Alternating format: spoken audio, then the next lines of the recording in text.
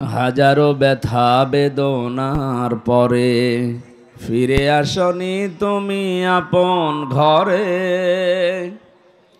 দিনের আলো তুমি ছড়িয়ে দিতে চলে গেলে মদিনায় মক্কা ছেড়ে।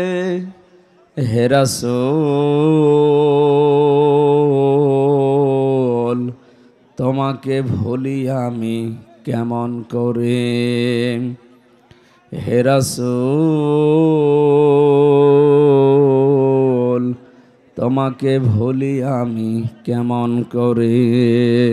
বাংলাদেশের ঐতিহ্যবাহী এলাকা সিরাজগঞ্জ জেলার কাজীপুর থানার অন্তর্গত মাইজবাড়ি ইউনিয়ন যুব সমাজের উদ্যোগে 3 দিন ব্যাপী 15তম বাৎসরিক তাফসিরুল কোরআন মাহফিলের সমাপনী রজনীর স্বনামধন্য সভাপতি।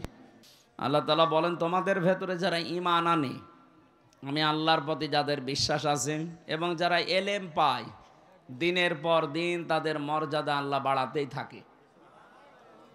এখানে ইয়ারফা এটা মজারি, বর্তমান ভবিষ্যৎ, প্রেজেন্ট ফিউচার, দারাজাত আল্লাহ বহু বচন দিয়েছেন।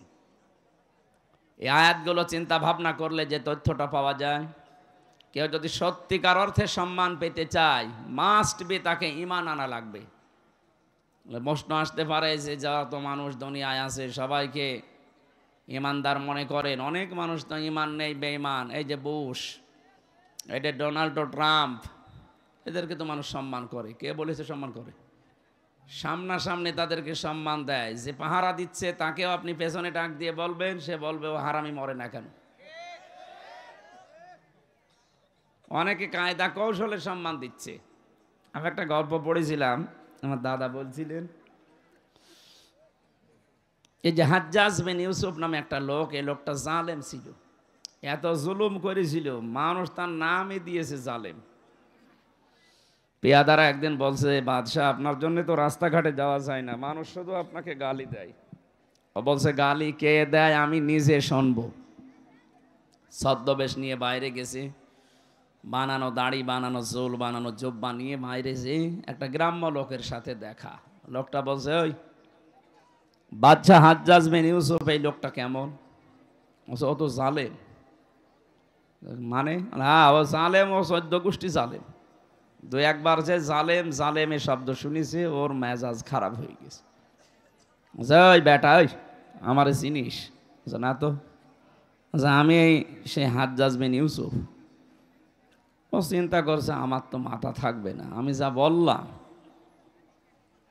ডাক দিয়ে বলছে, বাদশাহ আপনি কি আমাকে চেনেন? বলছে, না তো। আমি এই গ্রামের ওই লোক যার মাসে 2 দিন মাথা খারাপ হয়, আজকে তার পয়লা দিন।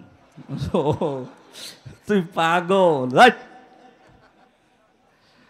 পাগল বলে ওই দিন বেশি গিয়েছ, তাছাড়া বাঁচার কথা ছিল। আমরা ওই 15.5 বছরে পাগল বলেই বেশি আছে। আপনি কথা বোঝেন না, আপনি টের পাননি। যারা বোঝার তারা বুঝেছে। পাগল বলে আমরা বেঁচে আছি, ভালো মানুষ হলে ছাড়তো। শুধু ওই 14টা দল বাদ দিয়ে বাংলাদেশে আমরা যারা আছি সবাই মাজলুম, সে যেই হোক। কথা বুঝতেছেন? কিচ্ছু জানে না এই যে লোকটা। ঘরে ঘুমিয়ে আছে, চোখ বন্ধ করি, ঘুম থেকে উঠে দেখছে জেলখানায়। কি গো, তুই গাছ কেটেছিস? কখন? স্বপ্নে। কিসের মামলা দিয়েছে? গায়েবী। কিসের? সাক্ষী কোথায়? ও গায়েবী। বিচারককে? গায়েবী। মামলার আয়ুকে? ও গায়েবী। সবই গায়েবী চলছে। আমরা পাগল বলে এইভাবে ছিলাম। তাছাড়া যদি একটু বলতাম যে জালেম, আমি রিমান্ডে শুধু একটুকু বলেছিলাম, আমারে বলছে, ফেসবুকে আপনি লিখেছিলেন যে শেখ হাসিনা জালেম। আমি বলছি, আমি তো শেখ হাসিনা লিখি নাই, আমি লিখেছি পৃথিবীতে এমন একটা দেশ আছে যে দেশের বাদশাহ জালেম। বলছে, কোন দেশের নাম বলেছেন? আমরা জানি। শয়তানের কি বল, আমি নাম লিখি নাই, শুধু পৃথিবীর 257টা দেশের ভেতরে ইঙ্গিত দিয়েছি। এই দুনিয়ায় 257টা দেশ আছে, এখানে একটা দেশের বাদশাহ জালেম। ও বলছে, কোন দেশের বাদশাহ জালেম? আমরা ভালো জানি। তা আপনি জানেন তে আমারে বলেন কেন? আপনি নিজেও তো জানছেন যে ও জালেম। আর আপনি জালেমের সহযোগী। সুতরাং এই 15.5 বছরে জালেমকে যারা ডাইরেক্ট ইনডাইরেক্ট সহযোগিতা করেছেন, যারা সাহায্য করেছেন, পেছনে যারা সাপোর্ট দিয়েছেন, আপনিও কিয়ামতে আল্লাহর মামলার আসামি। বিশেষ করে 1628টা চেয়ারে এই দেশে মেন দায়িত্বে ছিল মানুষ। এই 1628 জন বাঁচতে পারবে না, প্রত্যেকেই এরা জালেম এবং জালেমের সহযোগী। কোরআনে কারীম জানিয়েছে ইন্নামাস সাবিলু আলাল্লাযিনা ইয়াযলিমুনান নাস। সূরা সূরার 42 নম্বর আয়াতের প্রথম অংশে আছে, আল্লাহ পাক বলেন অবশ্যই আমি নিজে মামলা দায়ের করব জালেমদের বিরুদ্ধে। ও সিরাজগঞ্জবাসী, জালেমদের বিরুদ্ধে মামলা দেবে হামজা কে? আল্লাহ নিজে বাদী হবেন, নিজেই বিচারপতি। মামলার বাদী যত বড় হয় কেস তত বড় হয়। কথা বলে না কেন? মামলার বাদী যত বড় হবে কেস তত কঠিন হবে। আল্লাহ বলেন আমি নিজে বাদী। টের পাচ্ছেন শব্দটা কত ভয়ঙ্কর? ইন্নামাস সাবিলু আলাল্লাযিনা ইয়াযলিমুনান নাস। যারা এখানে আরবি গ্রামার বোঝে তাদেরকে একটু খেয়াল করার জন্য বলছি। আল্লাহ কিন্তু ইয়াজলিমুনাল মুসলিমুনা দেয়নি।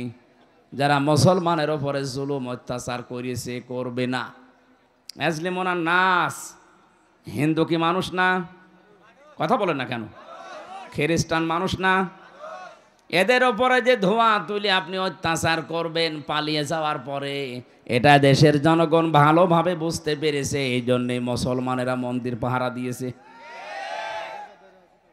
আমিরে জামাত ডাক্তার শফিকুর রহমান ঘোষণায় দিয়েছে এদেশে মসজিদ যেমন পাহারা দেওয়া লাগে না, মন্দিরও পাহারা দেওয়া লাগবে না। আমরা খুব ভালোভাবে বুঝেছিলাম আপনি পালিয়ে যেয়ে শান্তিতে থাকতে দেবেন না, মাঝে মাঝেই নতুন নতুন ইস্যু তৈরি করবেন। করেছেন ও তাই।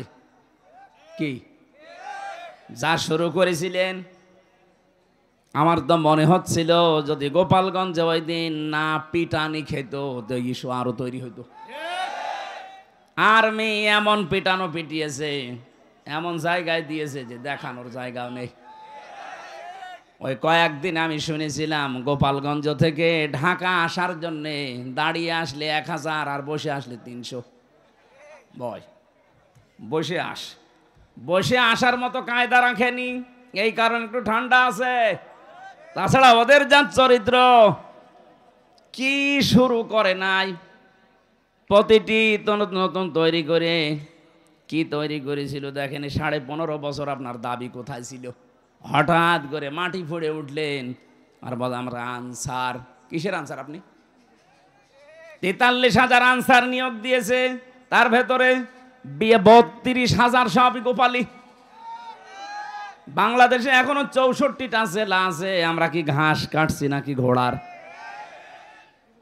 ওরা এমনি ওইটা করেন, ওদেরকে লাগানো হয়েছিল। পিটানি খেয়ে ঠান্ডা হয়ে গেছে, একটা একটা করে দিন যায় আর একটা করে নতুন নতুন ইস্যু তৈরি করে। কয়েকদিন আগেও একটা ব্যর্থ হয়েছে যে ট্রাম্পের ছবি নিয়ে জোতা মারবি, আর তামাম দুনিয়া দেখবে যে বাংলাদেশে যারা আছে তারা ট্রাম্পের বিরুদ্ধে। ট্রাম্প তখন আমার হাত ধরে বলবে চট করে ঢুকে পড়ো। আমরা অত পাগল শামসুদ্দিন না। কি আপনি ডালে ডালে বেড়াচ্ছেন, আমরা পাতায় পাতায় আছি। সতর্ক খুব। এখন কিন্তু উহুদের ময়দান চলছে বাংলাদেশে। আমার ভাইরা, যে কথা তুলেছিলাম, পৃথিবীতে কেউ যদি সত্যিই ঈমান আনতে পারে সত্যিকার অর্থে, আর ঈমানের দাবি অনুযায়ী ওই মানুষটা যদি জ্ঞান পায়, জ্ঞান মানে কোরআন আর হাদিসের জ্ঞান, বাস্তবতা হতে পারে, উভয় জগতের জ্ঞান পাওয়ার পরে ওই মানুষটা যদি এই জ্ঞানের ওপরে চলতে থাকে, আল্লাহ পাক বলেন আল্লাযীনা উতুল ইলমা দারাজাত। দিন যত যেতে থাকবে ওই মানুষের সম্মান আল্লাহ দিনের পর দিন বাড়াতেই থাকবে। সিরাজগঞ্জবাসী, আমি কথা তুলেছিলাম এই পৃথিবীতে যে মানুষগুলো মানুষের ওপরে জুলুম করেছে, শুধু মুসলমানদের ওপরে না, মানুষের ওপরে, সে যেই হোক সে আল্লাহর মামলার আসামি। সুতরাং যিনি পালিয়ে গেছে উনি থেকে শুরু করে ওনাকে যারা সহযোগিতা করেছে, ওনার যারা দোষর ছিল, প্রত্যেকেই আল্লাহর মামলার আসামি। আমরা চাই আমাদের এই দেশটা অমাং দাখলাহু কানা আমিনা। আল্লাহ তাআলা জানিয়েছেন কাবা শরীফের চত্বরে ঢুকলে যেমন নিরাপত্তা পেয়ে যাও, আমাদের ৫৬,০০০ বর্গ মাইল যেন আল্লাহ নিরাপত্তার চাদরে ঢেকে দেয়। এখন ওখানে যেমন নিরাপত্তা আছে, বাংলাদেশ থেকে কাবা শরীফ কমপক্ষে ৬,০০০ কিলোমিটার। কত? ৬,০০০ কিলোমিটার দূরে। এই ৫৬,০০০ বর্গ মাইল তো আপনার ওই কাবার মতো নিরাপত্তা বেষ্টিত হবে না। হবে যদি আল্লাহর ওই কাবার মতো নিয়ম নীতি আমরা মেনে চলতে পারি। ওখানে বিধান চলে যেমন আল্লাহর, কাবার এলাকার ভেতরে আপনি শিরিক পাবেন না। সবচাইতে বড় বিষয় এইটা। আল্লাহ পাক বলেন যেখানে শিরিক মুক্ত পরিবেশ তৈরি হবে, উলাইকা লাহুমুল আমনু, ওই এলাকা আমি আল্লাহ নিজে নিরাপত্তায় বেষ্টন করে দেই। তারা আমি আল্লাহর কাছ থেকে নিরাপত্তার চাদর পাওয়ার হকদার। নিরাপত্তা দিতে পারে শুধুমাত্র কে? ছিল 15.5 বছর আমাদের নিরাপত্তা। চাচা এরশাদ তো মরে গিয়ে বেঁচে গেছে, বলেছিল বাইরে থাকলে গম, ঘরে থাকলে খুন। কি কঠিন অবস্থায় ছিলাম। যাই হোক, এখন না যাই হোক আছে, আমরা চাই এ দেশটা যেন আরো নিরাপত্তার চাদরে ঢেকে যায়। কিন্তু এটা ঢেকে যাওয়ার জন্য যে শর্ত আল্লাহ দিয়েছে, মালিকের ওই শর্ত মানা লাগবে। সূরা আনাম 82 নম্বর আয়াতের প্রথম অংশে আছে, আল্লাযীনা আমানু ওয়া লাম ইয়ালবিসু ঈমানাহুম বিযুলমিন। আল্লাহ পাক বলেন যারা ঈমান আনবে আর ঈমানের ওই দাবির ভেতরে কোনো শিরিক, কোনো জুলুম মিশ্রণ করবে না, আমি আল্লাহর পক্ষ থেকে তারা নিরাপত্তা পেয়ে যাবে। আমরা চাই কাবার এলাকার মতো, কাবার চত্বরের মতো বাংলার এই ৫৬,০০০ বর্গ মাইল যেন নিরাপত্তার চাদরে ঢেকে যায়। আমরা নির্দ্বিধায় চলাফেরা করতে চাই। মনের ভেতরে আল্লাহ বাদে যেন আর কারো কোনো ভয় কাজ না করে। এরকম একটা দেশ আমরা চাই না? বলেন বলেন। আল্লাহ গ্যারান্টি দিচ্ছেন। এই নেতাদের কথা যদি আমাদের বিশ্বাস হতে পারে যে ওনারা যা বলছে এগুলো মেনে নিলে আমরা শান্তি পাবো, আল্লাহ পাক ১৫০০ বছর আগে গ্যারান্টি দিয়েছেন, ফামাং তাবিআ হুদায়া ফালা খাউফুন আলাইহিম ওয়ালা হুম ইয়াহজানুন। আমার পক্ষ থেকে মাঝে মাঝে হেদায়েত যাবে, সর্বশেষ হেদায়েত যেটা তার নাম কোরআনে কারীম, কিয়ামত পর্যন্ত এইটা ফাইনাল, এরপরে আর আসবে না। এটাকে যদি তোমরা অনুসরণ করতে পারো, অনুগত্য করে দেখাতে পারো জীবনের প্রতিটি ক্ষেত্রে, আমি গ্যারান্টি দিয়ে দিলাম। গ্যারান্টি দিচ্ছে হামজা কে? ফালা খাউফুন আলাইহিম, কোনো ভয় থাকবে না, কোনো চিন্তাও থাকবে না। আমি ভয়ের বাস্তবতা লক্ষ্য করেছিলাম। কোনো মানুষ যদি সত্যি আল্লাহর বিধান পেয়ে দৃঢ় থাকতে পারে, আল্লাহকে রব বলার পরে যদি টিকে থাকতে পারে তার বিধানগুলো নিয়ে, পৃথিবী যত কঠিন হোক না কেন, আল্লাহ পাক বলেন সব চাইতে বড় কঠিন সময় ওই লোকটার মরণের সময়। ওই সময় আমি আল্লাহ ফেরেশতা নাজিল করে সাহায্য করব। সূরা হামিম সাজদাতে আল্লাহ ঘোষণা দিয়েছেন, ইন্নাল্লাযীনা ক্বালু রাব্বুনাল্লাহু সুম্মা ইসতাকামু তাতানাজ্জালু আলাইহিমুল মালাইকা। অবশ্যই যারা এই কথা বলতে পারে যে আমাদের রব আল্লাহ, আর এই কথার উপরে যারা টিকে থাকতে পারে, টলমল করে না, ছিটকে চলে যায় না, যে মানুষগুলো টিকে থাকতে পারবে রব আমার আল্লাহ এই কথার উপরে, তাতানাজ্জাল, এটা মোজারে, বর্তমান ভবিষ্যৎ প্রেজেন্ট ফিউচার মালাকুন না দিয়ে আল্লাহ মালাইকা বহু বচন দিয়েছেন। ওই লোকটা যদি বিপদে পড়ে আমি আল্লাহ নিজে বলছি তারে হাজার হাজার ফেরেশতা দিয়ে সাহায্য করব। সব সময় সবচাইতে ভয়ঙ্কর সময় তার জীবনে যেহেতু মরণের সময় পর্যন্ত ফেরেশতারা তার কাছে এসে যখন ও আষাঢ় খেয়ে বিছানায় পড়বে, মরণের বিছানায়, আল্লাযীনা তাতাওয়াফাহুমুল মালাইকাতু তাইয়্যিবিনা ইয়াকুলুনা সালামুন আলাইকুম উদখুলুল জান্নাহ। ফেরেশতারা চারিদিকে দাঁড়িয়ে বসে ওয়েলকাম জানাবে আর বলবে আল্লাহর বান্দা। তাইয়্যিবিন মানে শুধু পোশাকের পবিত্রতা না, তাইয়্যিবিন মানে শুধু দেহের পবিত্রতা না, চিন্তা চেতনা আকীদা, তার কর্মজীবন, বাস্তব জীবন, প্র্যাকটিক্যাল লাইফ পুরাটা যখন পবিত্র করে বিছানায় পড়ে যাবে, মরণের বিছানায়, আল্লাহ পাকের ফেরেশতারা এসে তার কাছে বলবে বান্দা সালাম, শান্তি, তুমি যা করেছো তোমার জীবন আমরা দেখেছি, উদখুলুল জান্নাহ, ওই যে জান্নাত দেখা যাচ্ছে ওইটার ভেতরে তুমি প্রবেশ করবা। আমি তো এদের বাস্তব চিত্র দেখেছিলাম আমার এই 3 বছরের জেলের জীবনে। গভীর রজনীতে যে কারারক্ষীগুলো আসতো, একবার এক কারারক্ষী পেয়েছিলাম কুতুবউদ্দিন, বড় বড় দাড়ি নিয়ে, দাড়ি দেখলে একটু আশার সঞ্চার হতো না, এটা একটু মনে হয় মন মতো কিছু শুনবে।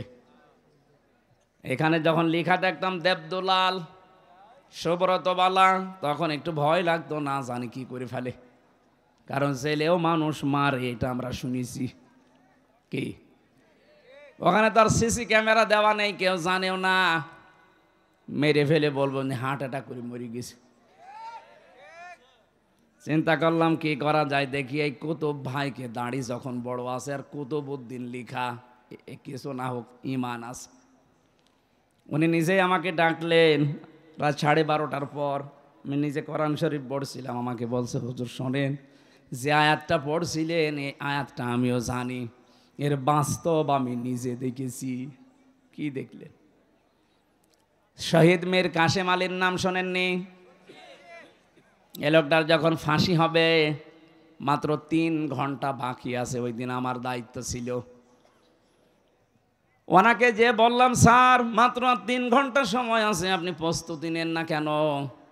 শহীদ মীর কাশেম আলী রহমতুল্লাহ আলাইহে উনি ডাক দিয়ে বলছে আল্লাহর বান্দা কুতুব ভাই, 3 ঘন্টা তো অনেক সময়, এক কাজ করেন, আমি 2 ঘন্টা ঘুমিয়ে গেলাম, 1 ঘন্টা আগে আমারে জাগিয়ে দেবেন। দেখলাম ঠিক উনি ঘুমিয়ে পড়েছে। 2 ঘন্টা পরে ওনারে জাগালাম, গোসল করলেন, অজু করে নামাজ আদায় করে একটা কফি বানালেন, 2 জন খেলাম। এরপরে আমারে বলছে আমি প্রস্তুতি নিয়েছি, শাহজাহান জল্লাদকে ডাক দেন, চলেন। মনে হচ্ছে উনি শ্বশুর বাড়ি যাবে।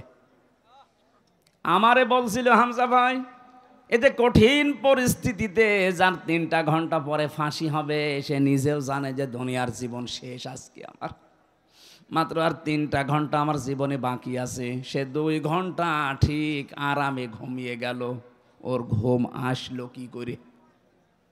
আমি বলছি হ্যাঁ, যে আয়াত পড়লাম এই আয়াতটা আমি নিজে বাস্তবে তার জীবনে দেখতে পাচ্ছি। আল্লাহ পাক জানিয়েছে যে তার জীবনটা পবিত্র করতে পারবে। ইয়াকুলুনা সালামুন, ফেরেশতারা তার সামনে এসে বলবে আল্লাহর বান্দা শান্তি তোমার উপরে বর্ষিত হোক, উদখুলুল জান্নাহ, ওই যে জান্নাত দেখতে পাচ্ছ তাড়াতাড়ি যাও, ওখানে প্রবেশ করা লাগবে। সূরা হামিম সাজদার ওই আয়াতটা এর সাথে মিল আছে।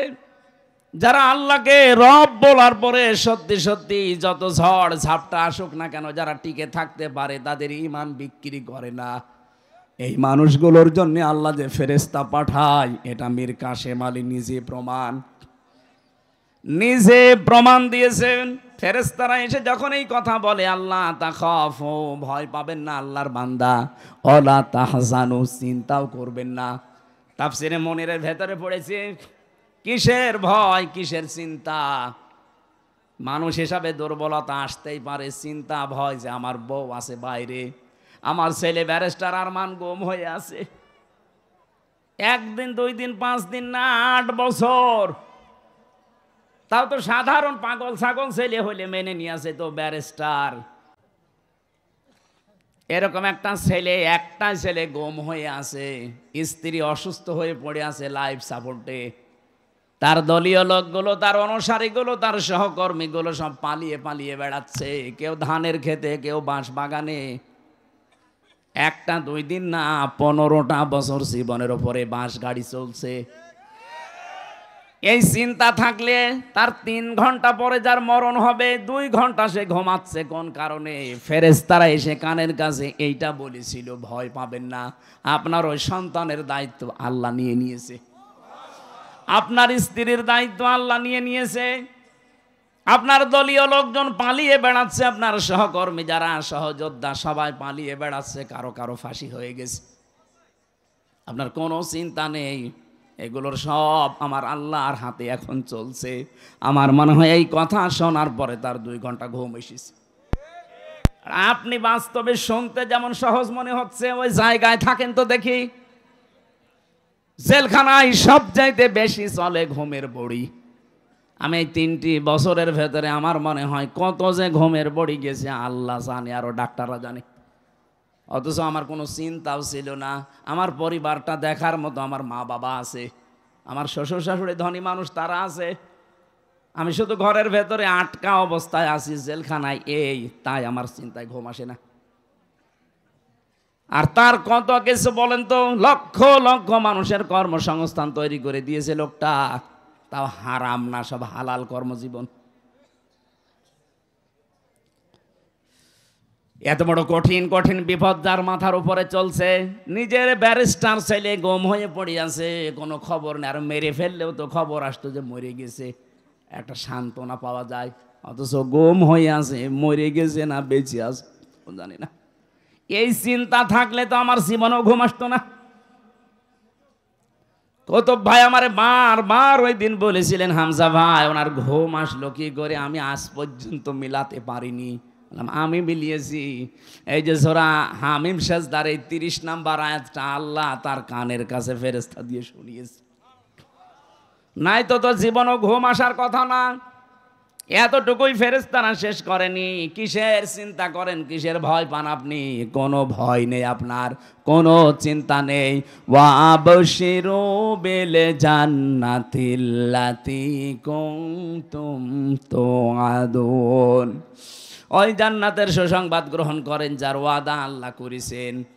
নাহানু আউলিয়াউকুম ফিল হায়াতিদ দুনিয়া ওয়া ফিল আখিরাহ, আমরা আপনার সঙ্গে ছিলাম দুনিয়াতে, এখন আপনার সঙ্গে সাথী আছি, জান্নাতে যাওয়া পর্যন্ত আপনার সঙ্গে থাকবো, এমন জায়গায় আপনাকে আমরা পৌঁছিয়ে দেওয়ার জন্য এসেছি।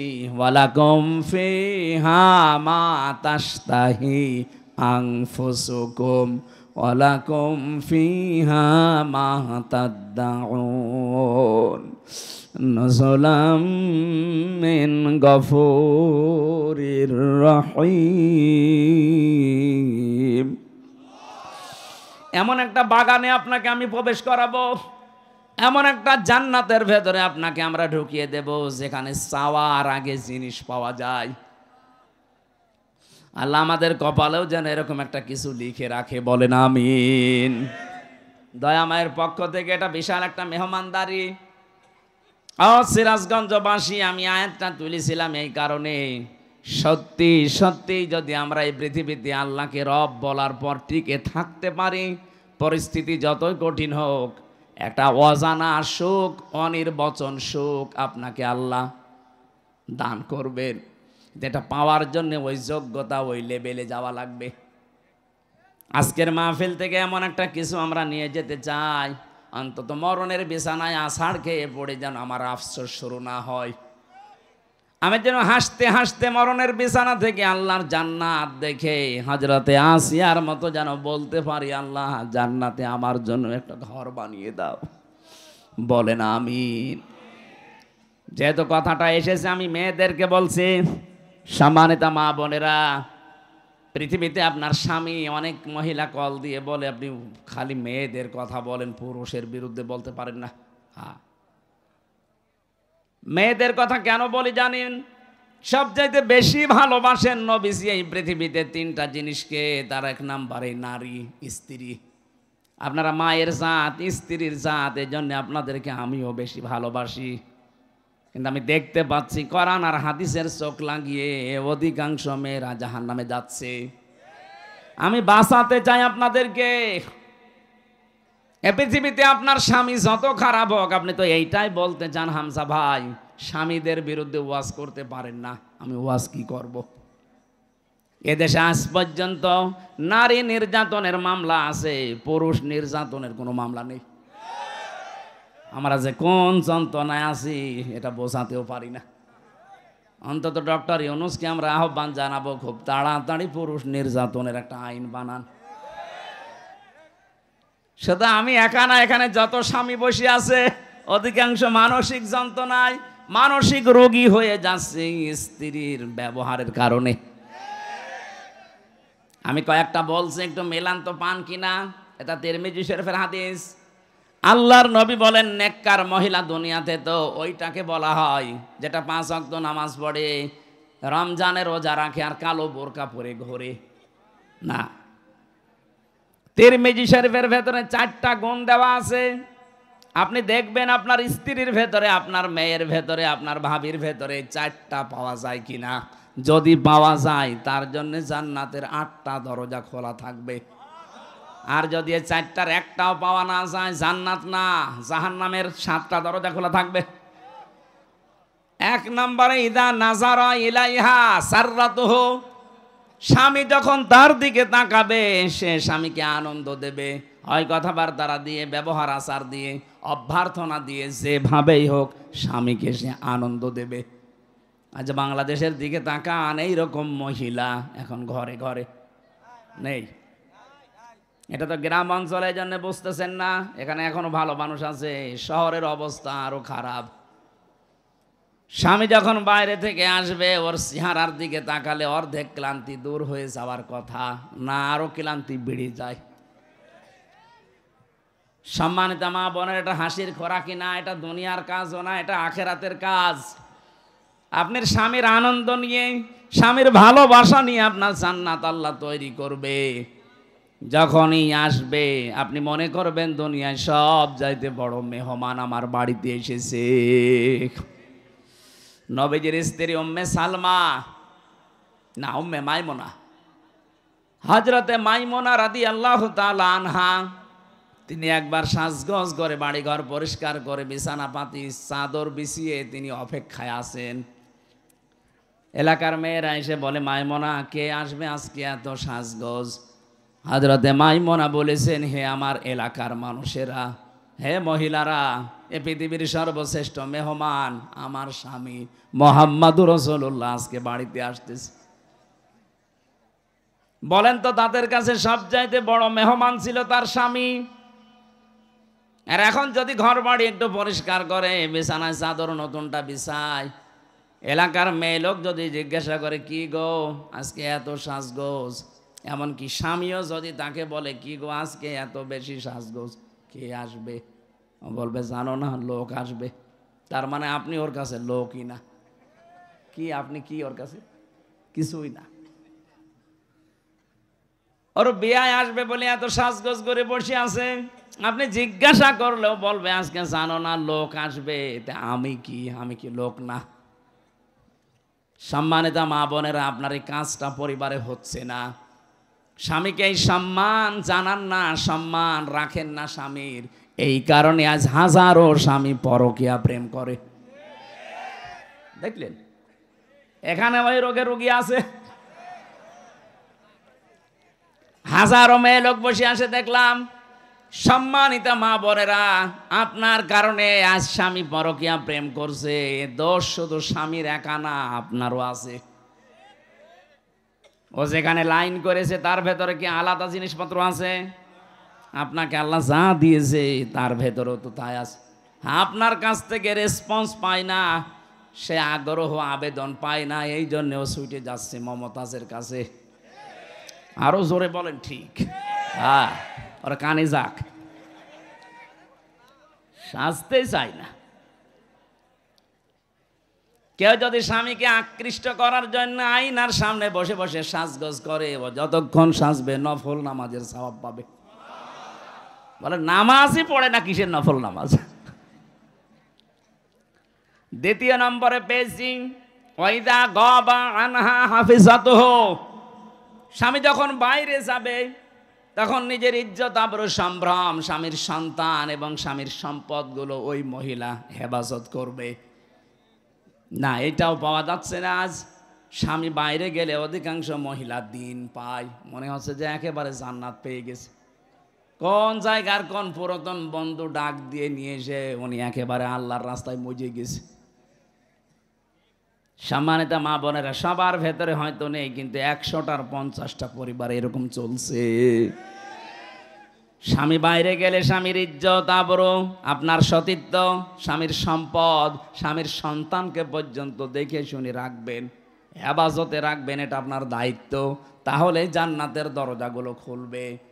3 নম্বরে বিশ্বনবী জানিয়েছেন, এইটাই আমার আসল পয়েন্ট। এই এদিকে তাকা।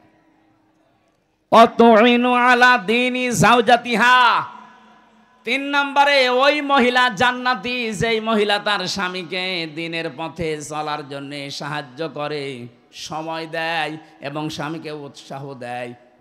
দিনের জন্যে, মানবতার জন্য স্বামী কাজ করে। এই যে সেলিম রেজা সাহেব, মানে একটা রাজনৈতিক ব্যক্তিত্ব, মানবতার সেবা করার জন্য বাড়ি থেকে যখন বের হয়। অধ্যাপক শাহিন সাহেব মানবতার সেবার জন্য দিন প্রসারে দিন কায়েমে বাড়ি থেকে বের হয়। যতক্ষণ বাইরে থাকে স্বামীর জন্য আশায় থাকবে আর স্বামীকে বাহবা দেবে, উৎসাহ যোগাবে। যদি সংসারে অভাবও হয় স্বামীকে উল্টাপাল্টা কিছু শোনাবে না। যতক্ষণ পর্যন্ত আপনি স্বামীর সাহায্যে থাকবেন, হ্যাঁ, দেখবেন যে মানবতার কাজ করে কিনা, ইসলামের কাজ করে কিনা। যতক্ষণ বাইরে আছে আপনি যদি সাহায্য করেন, সহযোগিতা করেন, যদি তাকে উৎসাহ যোগান, জান্নাতের 8টা দরজায় মনে করবেন আপনার জন্য খোলা আছে। 4 নাম্বারটা, এটা আর একটু কঠিন। নবীজি বলেন, স্বামী যেটা পছন্দ করে ওটা যদি জায়েজ হয়, জীবন থাকতে তোমাকে মেনে নেওয়া লাগবে। সিরাজগঞ্জের মা বোনেরা, আমি নিজে একজন স্বামী, আমি আমার ইমান থেকে বলছি, যত স্বামী এখানে বসে আছে প্রত্যেকটা স্বামী আমরা চাই বিয়ের পরে যেন আমাদের মা বাবা আমাদের সাথে থাকে। এটা চান না? 100টা পরিবারের 98টা মহিলা এটা চায় না। সে দিনদার মহিলাও বলেন আর বেদিনদার বলেন, বদ্দিন মহিলা, দিনদার মহিলা, সবার এখন এই আচরণ না, আমি তোমার মা বাবার সাথে থাকতে পারবো না। কোরআন শরীফ আমার সামনে, আমি হাত দিয়ে বলছি, আমি স্বামী হিসাবে দাবি করছি, যদি সত্যি আমার মন আমার স্ত্রী 100 ভাগ পেতে চাই, ও যেন ওর মা বাবার সাথে যা করে আমার মা বাবার সাথে ওইরকম করা লাগবে। কথা বলছেন না? নাই তো জীবনও আপনি আমার মন পাবেন না। সংসার করার জন্য উপরে উপরে হয়তো ভালোবাসা দেখাতে পারে, কিন্তু ভেতরে আমার জ্বলে পুড়ে ছাই হয়ে যাবে। সম্মানিত মা বোনের, এই ভুলটা জীবনও করবেন না। স্বামীর মা বাবা, স্বামীর বোন আর ভাই, এদের সাথে যত ভালো আচরণ করতে পারবেন আপনি স্বামীর কাছ থেকে তত ভালোবাসা মহাব্বত বেশি পাবেন। আর স্বামীকে নিজের আয়ত্তে রাখার জন্য এর চাইতে বড় ঔষধ আর নেই। আজ হাজারো পরিবারে আমরা দেখতে পাচ্ছি, অধিকাংশ পরিবারে স্বামী বাধ্য হয় মা বাবাকে আলাদা করে দিতে, এমনকি বাড়ি থেকে বের করে দিচ্ছে, বৃদ্ধাশ্রমে রেখে আসতেছে। কয়েকদিন আগে আমি নীলফামারীর কিশোরগঞ্জ গিয়েছিলাম, ওখানে দেখে একটা বৃদ্ধাশ্রম আমার নিয়ে গেল দেখার জন্যে। এই লাইনে প্রায় 25 জন, এই লাইনে 25 জন মা আর বাবা বসে আছে। তাদের চোখের দিকে তাকালে আমার মনে হচ্ছে প্রত্যেকটা মা বাবা সন্তানের জন্য বরদোয়া করছে, অথচ তাদের তো ছেলে মেয়ে আছে আমার মতো। কোন ছেলে কখনো চায় না মাকে বাবাকে আমি বৃদ্ধাশ্রমে দিয়ে আসি, না, সে যত খারাপ ছেলে হোক, এটা বাধ্য হয় বোর কারণে। আর এই বউকে পানি পড়া খাওয়ায় ওই বোর মা আর ওর বড় বোন। ওখান থেকে বারবার টিপস দেয়, কতদিন আর থাকবে, আলাদা হয়ে যা, আরামে খেতে পারবি। এরকম ছোট মনের বউ দেশে নেই। কার কার বর এরকম মন ছোট, হাত তোলেন তো দেখি। না, এই এলাকায় আমার মনে হয় এই হাদিস বলা ঠিক হলো না। আলহামদুলিল্লাহ এলাকার মেয়েরা ভালো আছে, সম্মানিত মা বোনেরা, আমি মাফ চেয়ে নিচ্ছি এই হাদিস বলার কারণে। না বললাম এই কারণে, যদি মেনে নিতে পারেন আলহামদুলিল্লাহ আরো ভালো হবে। আপনার স্বামী খারাপ আমিও জানি, কিন্তু আপনার স্বামী এত খারাপ না যে তার চরিত্র ফেরাউনের মতো। আপনি যে বর দোয়া দেন কিছু হলে একটু শোনেন কোরআন কি বলছে। দারাবাল্লাহু মাসালাল লিল্লাযিনা আমানু ইমরাতা ফিরআউন ইয ক্বালাত রাব্বি বিনিলি ইনদাকা বাইতান ফিল জান্নাতি ওয়ানাজ্জিনি মিন ফিরআউনা ওয়া আমালিহি ওয়ানাজ্জিনি মিনাল কওমিজ যালিমিন। সূরা তাহরিমের ভেতরে আছে 11 নম্বর আয়াত। আল্লাহ পাক বলেন, ফেরাউন যখন তার স্ত্রী আসিয়াকে হাতের ভেতরে প্রেক লাগিয়ে দিয়েছে, পায়ের ভেতরে প্রেক লাগিয়েছে, কপালের ভেতরে শলাকা লাগিয়েছে, মাথার উপরে গরম তেল ঢেলে দিচ্ছে, উলঙ্গ করে লজ্জা স্থানে বর্ষা মারবে, এই পরিস্থিতিতে চারিদিকে লোকজন, এত কঠিন অবস্থায়ও ফেরাউনের স্ত্রী আসিয়া স্বামীর জন্য বরদোয়া করেননি। এই কঠিন পরিস্থিতি যখন চলছে, আল্লাহ পাক জিবরাইলকে বললেন জান্নাতটা তুলে ধরো তার সামনে। হযরতে আসিয়া জান্নাত দেখার পরে তিনি বলেছিলেন, মালিক জান্নাত পাঠিয়েছো না, আমি এটা চাই না, তুমি এক কাজ করো, আমার জন্যে জান্নাতের ভেতরে একটা ঘর আলাদা আমার জন্য তৈরি করো, যেখানে বসে সব সময় তোমাকে দেখা যায়, তোমাকে সব সময় দেখা যাবে, এরকম একটা ঘর আমার জন্য বানাও। ও মাবুদ, জান্নাতি যখন জিবরাইল ফেরেশতা দিয়ে পাঠিয়ে দিয়েছে, আমি আর একটা আরজি করি, ভালো করে শুনবেন। এরকম কঠিন পরিস্থিতি চলছে, তারপরেও তিনি বলেছিলেন, মাবুদ আমার স্বামী আমার সাথে আজ যা করছে, এমনকি লোকজন দিয়ে করাচ্ছে, এই কঠিন পরিস্থিতিতে তুমি আমার স্বামীর উপরে রাগ করো না। এমনকি যাদেরকে দিয়ে অত্যাচার করাচ্ছে, তুমি তাদের হাত থেকে আর আমার স্বামীর হাত থেকে তুমি আমাকে রক্ষা করো, কিন্তু তাদের ওপরে তুমি গজব দিও না। কত বড় কঠিন পরিস্থিতি, এর বড় স্বামীর জন্য তিনি বরদোয়া দেননি, আর আপনি একটা সাবান কম হলে গালি দেন।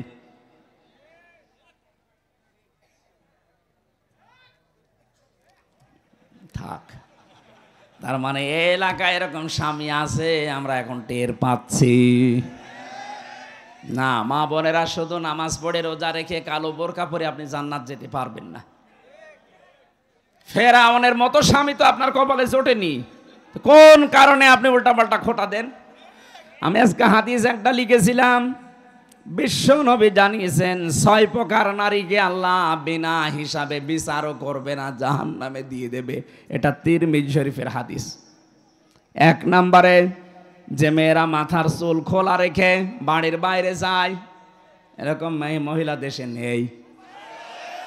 দিন আরো বাড়তেছে, দিন যত যাচ্ছে এরকম মহিলা বাড়তেছে। এদের আদর্শ নাকি এই ফারুকের স্ত্রী তিশা। ফারুকের স্ত্রী তিশা চেনেন না? এর চুল কোনো সময় ঢাকা থাকে। এদেরকে নাকি আদর্শ বানিয়েছে এই মেয়েরা। 2 নম্বরে নবীজি বলেন, যারা স্বামীকে অসম্মান করে, সম্মান দিতে চায় না। একটা স্বামীর যে মর্যাদা কত বেশি স্ত্রীর কাছে, নবীজি জানিয়েছেন কোন স্বামী যদি স্ত্রীর কাছ থেকে সম্মান না পায়, আর স্ত্রী যদি জানতো যে আমার স্বামীর মর্যাদা কতটুকু, এটা হাদিস। বিশ্বনবী জানিয়েছেন পৃথিবীতে আল্লাহ বাদে সেজদা জায়েজ নেই, কিন্তু এটা যদি জায়েজ থাকতো তাহলে আমি মেয়েদের কানের কাছে মুখ নিয়ে বলতাম, আর যাই করো স্বামীকে সেজদা করো। যেহেতু সেজদা জায়েজ নেই, এই জন্য বলি নাই। কত বড় কথা, স্বামীকে সেজদা পর্যন্ত দেওয়ার কথা বলছিলেন নবীজি, যেহেতু জায়েজ নেই এই জন্য বলেন নাই। আর রিজালু কাওয়ামুনা আলান নিসা, পুরুষেরা হবে অভিভাবক, গাইডলাইন দাতা, মেয়েরা থাকবে তাদের আজ্ঞাবহ। কিন্তু আজ আমরা দেখতে পাচ্ছি আমরা পুরুষ মানুষ যারা আমরা এখন জোগাইলে আর বউগুলো রাজমিস্ত্রি, ওরা এখন উপরে চলতেছে। 3 নম্বরে বেশি স্বামীকে বাদ দিয়ে যারা দেবরের সাথে হাসি তামাশা করে, এই এলাকায় সব নেই। সাবধান, জাহান্নামী হওয়ার জন্য এটাই যথেষ্ট। স্বামী বাদ দিয়ে যারা দেবরের সাথে হাসি তামাশা করেন, নবীজি বলেন, সাহাবী প্রশ্ন করলেন, হে রাসূল দেবর সম্পর্কে আপনি কি বলেন? নবীজি বললেন, এ তো একটা মৃত্যু, মৃত্যু সমান, দেবরকে মরণের মতো ভয় করা লাগবে। আর বলেন না এটা আমার ছোট ভাই, কয়েকদিন পরে দেখছে আল্লাহর রাস্তায় ওর সাথে চলে গেছে। এখানে যে পর্দা করা ফরজ অনেকে মানতেও চায় না, বিশ্বাসও অনেকের হয় না। ও মনে হচ্ছে কত সহজে চলতেছে, অথচ কবিরা গুনাহ হচ্ছে। 4 নম্বরে বেশি অপবিত্র থেকে পবিত্র হওয়ার খবর রাখে না। 3 দিন 5 দিন 7 দিন 10 দিন না, ওর যে 15 দিন চলে যাচ্ছে ওর খবরই নেই। সম্মানিত মেয়েরা, পুরুষ মানুষ না বুঝলেও আপনি বুঝেছেন, অপবিত্র শরীর থেকে পবিত্র হওয়ার জন্য যখনই হবেন খুব তাড়াতাড়ি চেষ্টা চালাবেন। এরপরে বেশি যারা মিথ্যা কথা বলে আর গীবত করে আর কসম দেয়, এই 3টা সবচাইতে বেশি। এই যে মিথ্যা কথা বলা, গীবত করা আর কসম দেওয়া, এর কথা ওর কাছে তালাতালি করে লাগিয়ে দেওয়া, এটা মেয়েদের ভেতরে দেশে নেই। আরো জোরে বলেন। সম্মানিত মা বোনেরা, কারো ভেতরে যদি এই দোষটা থাকে সে যেন এই মুহূর্তে তাওবা করে ফিরে আসে। এই যে তালাতালি করা, এর কথা ওর কাছে লাগানো, ওর কথা ওর কাছে লাগিয়ে মানুষের সম্পর্কে ফাটল ধরায়, নষ্ট করে দেয়। এটা যদি এলাকায় চালু থাকে তাহলে এই এলাকার মানুষের দোয়া কবুল করা আল্লাহ বন্ধ করে দেবে, সে যত বড় হুজুর দিয়ে দোয়া করান। মুসা নবীর জামানায় একবার বৃষ্টি বন্ধ ছিল, চাটিয়াল ময়দানে উম্মতদেরকে নিয়ে তিনি নামাজ আদায় করে দোয়া করলেন, রব্বুল আলামিন বৃষ্টি তো বন্ধ করে দিয়েছো, বৃষ্টি বন্ধ করে দিলে দুনিয়ার কোনো ক্ষমতা নেই বৃষ্টি নাজিল করা, আছে না? قل أرأيتم إن أصبح ماؤكم غورا فمن يأتيكم بماء معين। আল্লাহ পাক বলেন, নবী ওদেরকে বলেন তো পানির লেয়ার যদি আমি কমিয়ে দেই, নিচে নামিয়ে দেই, ওদের কোন বাবা আছে পানির লেয়ার উপরে তুলে দেবে? কেউ পারবে না। বৃষ্টি দেওয়ার মালিক আমি আল্লাযী জাআলা লাকুমুল আরদা ফিরাশাও ওয়া আনজালা মিনাস সামাই মাআ। জমিনকে যিনি বানিয়েছেন বিছানার মতো, আর আকাশ থেকে যিনি পানি নাজিল করেন, এ দায়িত্ব কার?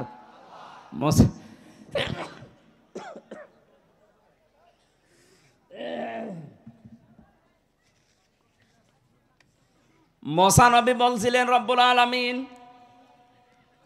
আকাশের পানি যেহেতু বন্ধ হয়ে গেছে, আমার তো কষ্ট হচ্ছে, কিন্তু এইগুলো তো আমার উম্মত, কিন্তু তোমার তো বান্দা, তোমার বান্দার জন্য তোমার মায়া লাগে না? আল্লাহ বলেন মায়া লাগে, তাহলে বৃষ্টি দাও না। বলে না, এ কথা শোনা যাবে না, মায়া লাগে কিন্তু আমি বৃষ্টি দেব না। হযরতে মুসা নাছড় বান্দা ছিলেন, কারণ আল্লাহ তার সাথে কথা বলতেন কালিমুল্লাহ। আল্লাহ মাঝে মাঝেই বলতেন, মুসা আমি তোমাকে আমার নিজের জন্য বানিয়েছি, তুমি যখন বারবার নাছড় বান্দা বলো না বৃষ্টি দেওয়া লাগবে দেওয়া লাগবে, আমি কিন্তু বিরক্ত হয়ে গেছি, কেন বৃষ্টি দেব? আমি দেব না। মুসা নবী বলে, আল্লাহ এগুলো আমার উম্মত, আমার মায়া লাগছে, কতদিন হয়ে গেল, তাড়াতাড়ি বৃষ্টি দাও। আল্লাহ পাক বলেন, হ্যাঁ আমি বৃষ্টি দিতে পারি, কিন্তু তুমি যাদেরকে নিয়ে দোয়া করছো এর ভেতরে একজন নামিমা, তালাতালি করা মহিলা আছে। এই মহিলা যতক্ষণ বের হয়ে না যাবে, তুমি মুসা নবী হওয়ার পরও তোমাদের দোয়া আমি ফেরত দিয়ে দেব, কবুল করব না। হযরতে মুসা এমনি রাগান্বিত নবী ছিলেন, রাগ হলে তার টুপি দিয়ে চুল খাড়া হয়ে বেরিয়ে যেত। ডাক দিয়ে বলে, মাবুদ তুমি শুধু ওই মহিলার নাম বলো, দেখো কি করি। না, আমি নিজেই মানুষের নাম ধরতে নিষেধ করি, আর এখন আমি নিজে নাম ধরবা, তুমি অপমান করবা তারে। হযরত মুসা বলে, আল্লাহ আমি তো আর জানি না মানুষের মনের খবর, আমি কি করে জানবো বলেন? আল্লাহ পাক একটা বুদ্ধি দিলেন, কাজ করো, চাটিয়াল ময়দানে গিয়ে উম্মতদেরকে তওবা করাও।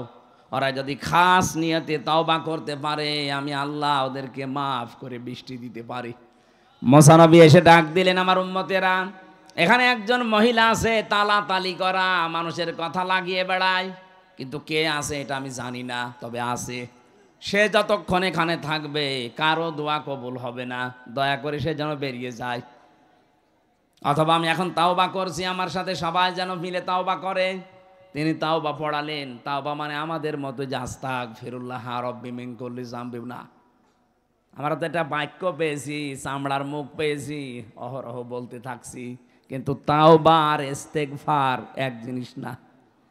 আপনি ইস্তেগফার পড়েন সব সময়, আস্তাগফিরুল্লাহ আস্তাগফিরুল্লাহ আস্তাগফিরুল্লাহ পড়তে থাকেন, আপনার জীবনের গুনাহগুলো মাফ হবে। ওইটা যেটা আল্লাহর সাথে সম্পর্কিত। কথা বুঝতেছেন না? আপনি বোঝেননি। তাওবার ইস্তেগফার এক জিনিস না, দুইটার অক্ষরও এক না। তাওবার ভেতরে যেই কয়টা অক্ষর আছে, ইস্তেগফারের ভেতরে ওই অক্ষরগুলো নেই। কথা বোঝেন তো? তাহলে আমরা সব সময় যদি ইস্তেগফার করি, যেমন আস্তাগফিরুল্লাহ, এটা করলে গুনাহ মাফ হবে। কোন গুনাহ? এটা ক্লাস চলছে, কোন গুনাহ মাফ হবে? আল্লাহর সাথে যেগুলো সম্পর্কিত। আপনি নামাজ পড়েননি, হয়তো আল্লাহ মাফ করে দিলে দিতে পারে, না শাস্তি দিলেও দিতে পারে। রোজা রাখেননি, এটা আল্লাহর সাথে সম্পর্কিত। হজ ফরজ ছিল, হজ করেননি, এটা আল্লাহর সাথে সম্পর্কিত। কিন্তু বান্দার সাথে যেটা সম্পর্কিত, ওইটা আপনার আস্তাগফিরুল্লাহ মাফ হবে না। কথা বলেন না কেন? ওটা যদি তাওবা করেন মাফ হবে, কিন্তু তাওবার নিয়ম হচ্ছে অপরাধ যার কাছে, স্বীকার করবেন তার কাছে। এই 15.5 বছরে আপনি যার যার ক্ষতি করেছেন, কাউকে মিথ্যা মামলা দিয়ে, মিথ্যা সাক্ষী দিয়ে জীবনটা নষ্ট করে দিয়েছেন। কথা বলেন। এই যে আমারই 3 বছর নষ্ট করে দিলেন। আমার বাবার প্রায় 30 থেকে 32 লাখ টাকা আপনি নিয়েছেন এই 3 বছরে। কত মানুষকে গুম করেছেন, খুন করেছেন, আয়না ঘরে রেখেছেন। আয়না ঘরের ভেতরে কিছু মানুষকে আমি তো নিয়েছিলাম 10 দিন, দেখেছি এত বড় বড় নখ হয়ে গেছে মানুষের, চুল দাড়ি গপ মনে হচ্ছে জঙ্গল থেকে বেরিয়ে আসতেছে। আমারা যখন রিমান্ড শেষ করে নিয়ে যেত, রাতের বেলা দেখতাম এই নখ, এত বড় বড় নখ দিয়ে দেওয়ালের সাথে খুশিয়ে খুশিয়ে লিখেছে যে ভাই এই নাম্বারটা একটু বাইরে জানাবেন যে আমি বেশি আছি। 2 দিন 5 দিন না, 2 বছর 5 বছর 8 বছর 10 বছর 14 বছরের মানুষ আমি পেয়েছি। আপনি টের পাচ্ছেন? মুফতি ফখরুল ইসলাম আমার সাথে ছিল। উনি এসে আমারে বলতো, হামজা ভাই আপনার সাথে কি করেছে আমি জানি না, তবে আমার এই পায়ের ভেতর দিয়ে এভাবে হাত ভরে দিয়েছে, এভাবে হাত দিয়ে সামনে যে লোহার ব্যারিকেড দেওয়া, ওর সাথে হাত হ্যান্ডকাপ দিয়ে লাগিয়ে দিয়েছে। আরে ভাই এভাবে 2 মিনিট 5 মিনিট 1 ঘন্টা লাগলেই তো মাথা ব্যথা হয়ে যায়। বছরের পর বছর মাত্র 1.5 থেকে 2 মিনিট সময় দিত টয়লেট করার জন্য। সকালে কয়েকটা পচা ছোলা দিয়ে যেত, দুপুরে 1 বাটি খাবার দিয়েছে, মনে হচ্ছে কেউ মাখিয়ে রেখে গেছে, পারলে খান না পারলে ফেলে দেন। এভাবে 8 বছর 10 বছর 14 বছর আমি পেয়েছিলাম মানুষকে। যখনই ওই দেওয়ালের ওইটা পড়তাম যে ভাই যদি বাইরে যেতে পারেন এই নাম্বারটা একটু জানাবেন যে আমি বেশি আছি। আপনি এই কাজ করলেন আর এখন বলছেন আস্তাগফিরুল্লাহ। আপনি কি আল্লাহর কাছে দোষ করেছেন? দোষ করেছেন হামজার কাছে। এই কথা বলেন না কেন? এই জন্য তাওবা যদি কেউ করতে চান, মুসা নবী তাওবা পড়াচ্ছে, আর আমরা বিভিন্ন দরবারে গেলে আজকে তাওবা পড়ি আস্তাগফিরুল্লাহ। আরে ভাই আস্তাগফিরুল্লাহ পড়েছেন কোন কারণে?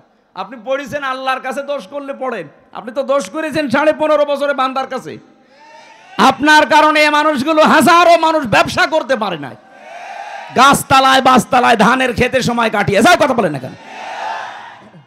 আর আপনি এখন আস্তাগফিরুল্লাহ পড়বেন। তার ছেলেটা গুম করে রেখেছেন, তার মেয়েটাকে আপনি ঠিক মতো পড়াশোনা করতে দেননি, আর পড়াশোনা যাই করুক জায়গা মতো উঠতে দেননি, বৈষম্যের শিকার বানিয়ে রেখেছেন, এমনকি জেলখানায় পর্যন্ত অত্যাচার করেছেন। আপনি আলেমদেরকে আপনি এত কষ্ট দিয়েছেন জেলখানার ভেতরে, আমি নিজে তো সাক্ষী।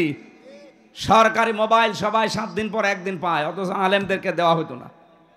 এমনকি যোগাযোগ বিচ্ছিন্ন করে 24 ঘন্টা ফাঁসির ওই কন্টেম ছেলে তালাবদ্ধ করে রাখতো। কারোর সাথে দেখা সাক্ষাৎ নেই, বাড়ির কি অবস্থা কেউ জানবে না। কেন আপনি এমন করলেন? আমি কি করেছিলাম? কয়েকদিন আগে আমার মামলা সব খারিজ হয়ে গেছে, আদালত কর্তৃক প্রমাণিত যে আমি নির্দোষ, আমার কোনো দোষ নেই। তাহলে নির্দোষ মানুষকে আপনি এই কষ্ট দিলেন। আমি চাই যদি আপনি মাপ পেতে চান, শুধু আস্তাগফিরুল্লাহ জীবনও হবে না, আগে আমার ক্ষতিপূরণ দেন, আমার এই 30-32 লাখ টাকা ফেরত দেন, 3 বছর আমার মতো জেলখানায় থাকেন যোগাযোগ বিচ্ছিন্ন হয়ে। আর পাহারাদার পাঠাতেন, একটা মুসলমান পাঠাতে পারেন না, পাঠাতেন সব মালায়ন, দেবদোলাল, সুব্রত বালা, আশিক কুমার, কি নাম দেখেছেন? ওর কাছে কি আলেম সালেম আছে?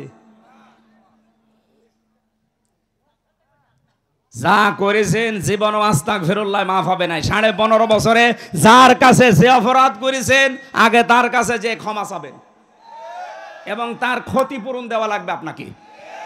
এলাকায় যত জালেম ছিল, যে জালেমগুলো পালিয়েছে তো পালিয়েছে, যদি আসে কোনো দিন তালিকা করে রাখবেন, মোড়ে মোড়ে টাঙিয়ে দেবেন, কোন জালেম যেন কিয়ামতের আগে দেশে আসতে না পারে।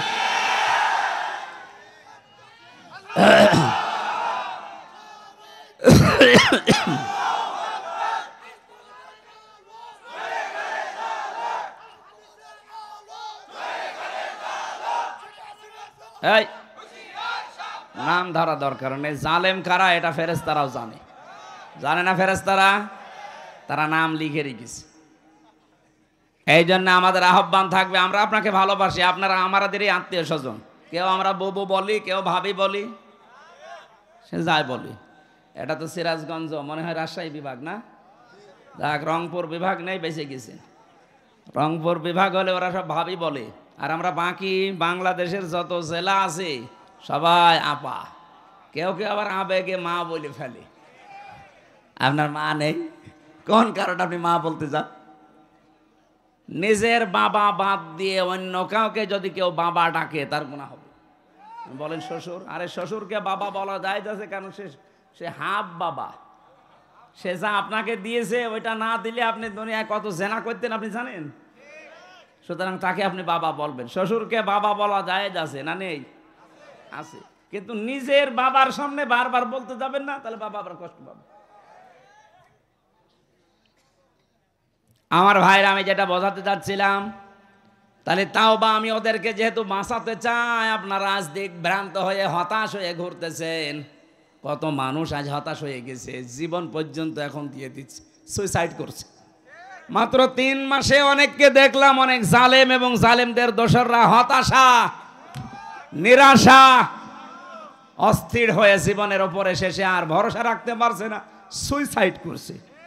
অথচ এইরকম জীবনই তো আমাদেরকে আপনারা দিয়েছিলেন, 15 বছর আমরা কাটালাম। কথা বলেন না কেন? আমরা তো সুইসাইড করিনি। আপনারা 3 মাসেই হতাশ হয়ে গেছেন, এটা এমনি হয়নি। আল্লাহ বলেন আমি নিজে তাদেরকে হতাশ বানিয়েছি। এটা সূরা আনাম 44 নম্বর আয়াতে আছে।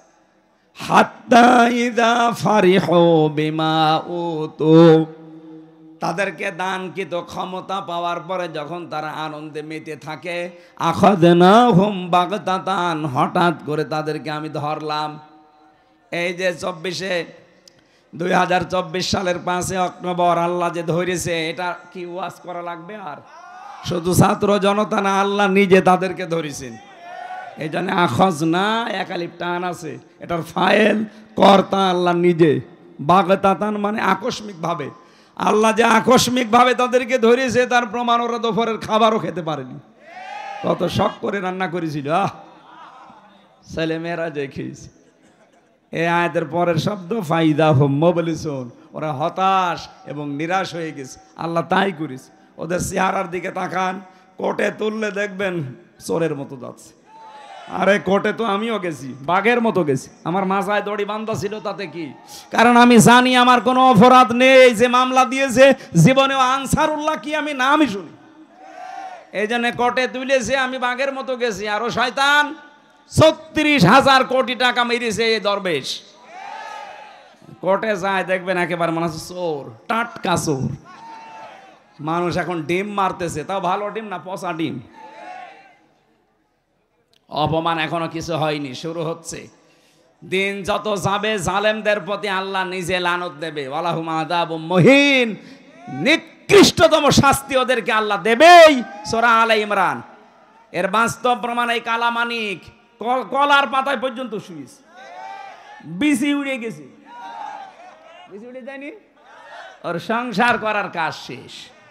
সংসার করবা, জনগণ বিসি উড়িয়ে দিয়েছে। এখানে জালেমদের অধপতন শুরু হয়েছে। এখনো যারা আশায় আছেন বুক বেঁধে, না আপা আসতেছে। কিসের আপা? এই পৃথিবীর ইতিহাস এইটা। কোন স্বৈরাচার যারা চলে গেছে জীবনে কোনোদিন ফিরে এসেছে এটার ইতিহাস নেই। 850 বছর আগে লক্ষণ সেন পালিয়েছিল, আর 850 বছর পরে উনি পালিয়েছে। তাহলে একটা যোগসূত্র আছে। লক্ষণ সেন মুসলমান না হিন্দু? হিন্দু নয়, পালিয়ে যায়। তা আপনি মুসলমান, পালিয়ে গেলেন কোন কারণে? ওনার সাথে আপনার একটা সম্পর্ক আছে মনে হয়। আমি জেল থেকে বলছি, আমি মেজর ডালিম বলছি, আমার ফাঁসি চাই। এই বইগুলো নিয়ে আসেন, আমি দেখাবো ওনাদের যে ইতিহাস, জন্ম বংশ পরস্পরায়। আমার মনে হয় লক্ষণ সেনের বংশ হয়ে যেতে পারে। আমি ওইদিকে আর না যাই, কিন্তু আমার আফসোস লাগছে একটা হাজি মানুষ আপনি। আজ এই 10-12 দিন দেখছি বাইরের দেশের বিভিন্ন মোড়লদেরকে সৎ কর্নার পাওয়ার জন্য বিভিন্ন কথা ছড়াচ্ছেন, মিথ্যা কথা। কি যে আমি নির্বাচিত ছিলাম, আমাকে উৎখাত করা হয়েছে, এটা ডাহা মিথ্যা কথা। আপনি নির্বাচিত ছিলেন এ কথা শয়তানকে বলেন, শয়তান পর্যন্ত হাসবে। এ 15.5 বছরে নির্বাচন হয়েছে এই দেশে, এ দেশের ঘোড়াও বিশ্বাস করবে না। কারণ নির্বাচনের আগে 154 জন অলরেডি ঘোষণা হয়ে গেছে। নির্বাচিত হইলেন কি করে? এরপরে দিনের ভোট আপনি রাতে করে ফেলেছেন। এই কথা বলেন না কেন? আমার সাথে এক ওসি ছিল জেলখানায়, ও আমারে বলছিল, হুজুর আপনি যে তাওবার ব্যাখ্যা বললেন, আমিও একটা তাওবা করেছি, দেখেন তো আমার তাওবা হয়েছে কিনা। কিভাবে? সেই যে নির্বাচন গেল, আমি বাইরে ছিলাম, আমার দল বল নিয়ে, আমার যা আছে এসআই এবং কনস্টেবল, আরও কিছু আছে হেলমেট বাহিনী, আল্লাহর ওলি তারা, এদেরকে নিয়ে আমি রাত 12টার পর থেকে ভোট কাটা আরম্ভ করলাম। ফজর পর্যন্ত কাজ করে কমপ্লিট করে বাক্স পাঠিয়ে দিলাম জায়গা মতো। এরপরে ফজরের আজান দেওয়ার পরে গোসল করলাম, ওযু করে, যেহেতু ক্লান্ত, ফজরের জামাতে এখন আর যাওয়া যাবে না, নামাজ নিজেই পড়ে নিলাম, নিয়ে বললাম আস্তাগফিরুল্লাহ। হুজুর আমার এই তাওবা হয়েছে। না, আপনি তো আল্লাহর কাছে দোষ করেননি, আপনি দোষ করেছেন হামজার কাছে। একটা এমপি বানাতে 3.5 লাখ 4 লাখ হামজা লাগে, এ কথা বলেন না কেন? আপনি সবারটা নিজে নিয়ে নিলেন, কি আমরা কি ঘাস কাটছি? তাহলে কি তওবা করবো কি করে? হ্যাঁ, তওবার একটা পদ্ধতি আছে। যার যার ভোট আপনি নষ্ট করেছেন, কেটে নিয়েছেন, আগে তার কাছে যে মাপ চাবেন। এই 3.5 লাখ 4 লাখ মানুষের কাছে। কথা বলেন না কেন? কিন্তু ভয়ঙ্কর বিষয়, আপনি এই যে জেলে আমার সাথে কয় বছর আছেন, ও নুসরাত হত্যা মামলার ওসি, এই যে কয় বছর হয়ে গেল, 8 বছর জেল দিয়েছিল ওনারে, কয় বছর পরে শুনলাম বেরিয়ে গেছে, এই স্বাধীনতার আগে বের হয়েছে। তো এখন আপনার একটা ভয়ঙ্কর বিষয়, আপনি যতদিন জেলে আছেন এর ভেতরে অনেক হামজা মারা গেছে। কি অনেক মানুষ এই কয় বছরে দুনিয়া থেকে বিদায় নিয়েছে, এখন তাদের কাছে আপনি ক্ষমা চাবেন কি করে? অন্তত এখন জেল থেকে বের হয়ে নাই যারা বেঁচে আছে তাদের কাছে ক্ষমা চাইলেন, কিন্তু যারা বেঁচে নেই তাদের কাছে আপনি মাফ চাবেন কি করে? তার মানে আপনার তাওবা হবে না। এই জন্য জালেমদের দোসর যারা, তাদের দুনিয়াও শেষ, আখিরাতও শেষ। কি করলেন আপনি? নিজের পায়ে নিজে কোড়াল মারলেন। মুসা নবী তাওবা করিয়েছিলেন এইরকম তাওবা, যে অপরাধ যার কাছে স্বীকার করো, তার কাছে সবাই সবার কাছে মাপ চাই, স্বীকার করে যে আপনার এই অধিকার আমি নষ্ট করেছি, আপনার এই দিন একটা গালি দিয়েছিলাম, আপনি মাফ করে দিন। আল্লাহর সাথে যা করেছেন আল্লাহকে বলেন। এই তাওবা করার পরে শুধু মোনাজাত করতে দেরি, সঙ্গে সঙ্গে আল্লাহ বৃষ্টি দিতে দেরি করেনি। সুতরাং এখানে যদি কোনো মহিলা কোনো পুরুষ এই তালাতালি করার এই রোগে রুগী থাকেন, এক্ষুনি বেরিয়ে চলে যাবেন, নাই তো এই মাহফিল মাঠে মারা যাবে। দেখেন তো কোনটা উঠছে, ওই যে দুইজন উঠে চলে যাচ্ছে। যাক, তালাতালি করা মানুষ লাগবে না, দেন বের করে দিন। 6 নম্বরে পেয়েছি ওই মহিলা জাহান্নামী যে অন্যের সুখে হিংসা করে, সিরাজগঞ্জে নেই?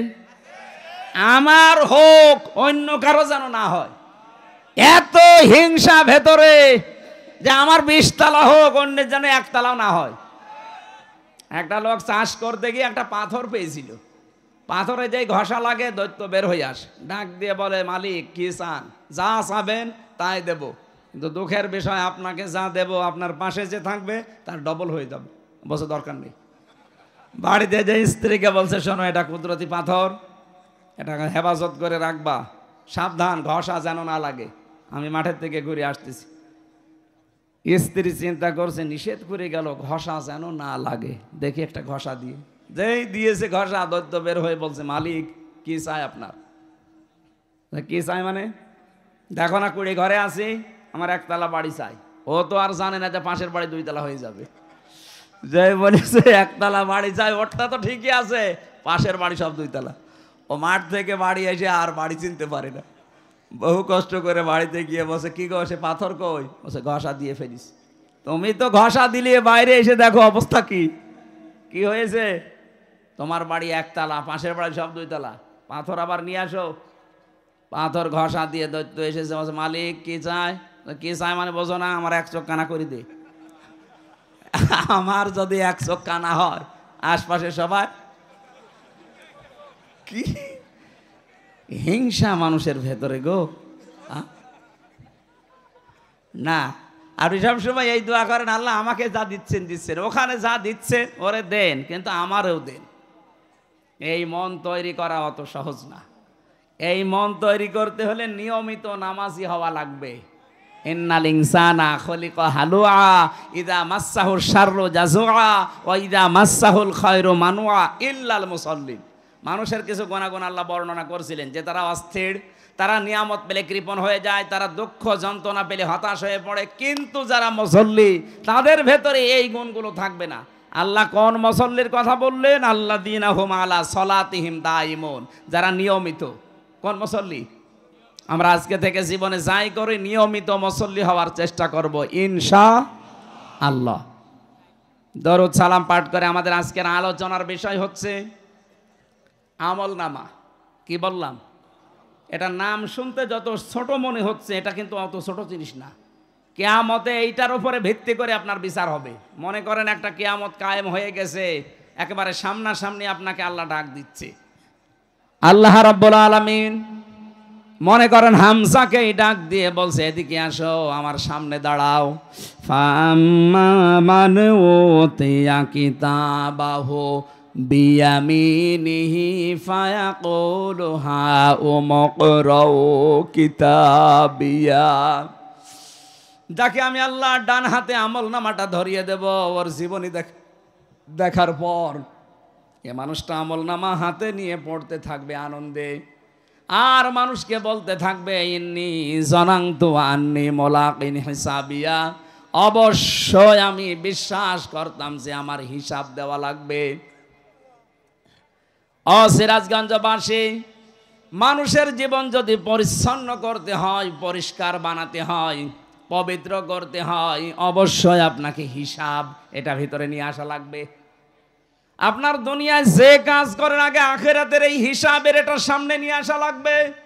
আল্লাহ এই জন্যই দিয়েছেন, ইন্নী জানাতু আন্নী মুলাকিন হিসাবিয়া, অবশ্যই আমি এটা বিশ্বাস করতাম দুনিয়ায় যে আমাকে আল্লাহর সামনে হিসাব দেওয়া লাগবে।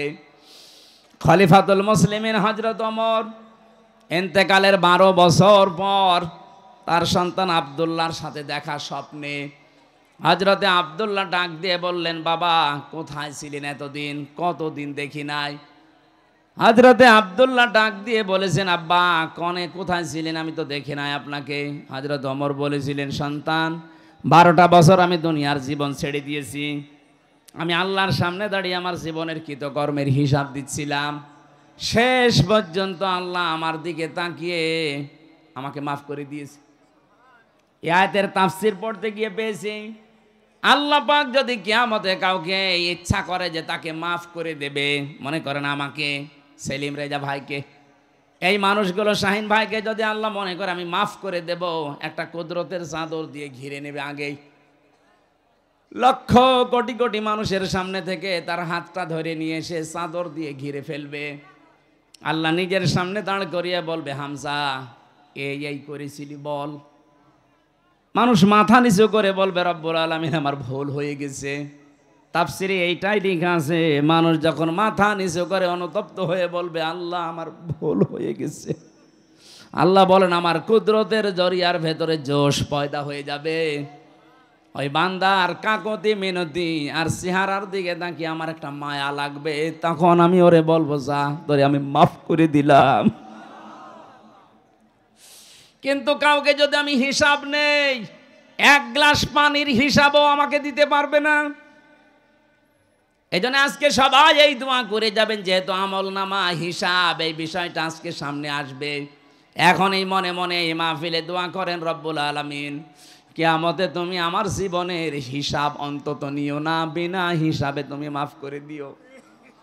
কারণ আল্লাহর যে বিচারের সিস্টেম, আল্লাহর বিচারে কোনো অবিচার বলতে কিছু, আরো জোরে বলেন, আল্লাহর বিচার ব্যবস্থায় অবিচার, আরো জোরে। আল্লাহ যদি ন্যায় বিচার করে কেউ বাঁচবে না। যত বড় আবেদ বান্দা হোক, যত বড় মহিলা আবেদা হোক, যদি আল্লাহ ন্যায় বিচার করে জান্নাত পাওয়া সম্ভব না।